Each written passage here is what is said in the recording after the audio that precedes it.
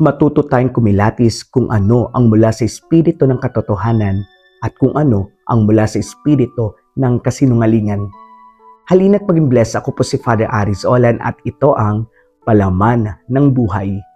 Ang pagninilayan po natin ngayong araw na ito ay mula sa unang sulat ni Apostol San Juan, chapter 4, verse 6. Ngunit tayo sa Diyos, ang sinumang kumikilala sa Diyos ay nakikinig sa atin. Ngunit hindi nakikinig sa atin ang sinumang hindi sa Diyos.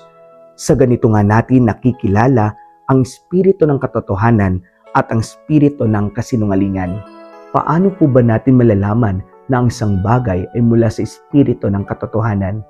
Una, kapag tayo ay nagdarasal araw-araw.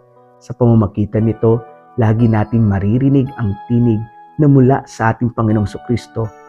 Ikalawa, kapag marunong tayong magnilay. Pagnilayan ang salita ng Diyos na buhay at nagbibigay buhay na nagtuturo sa atin sa tamang landasin at kung ano ang dapat nating gawin sa buhay natin.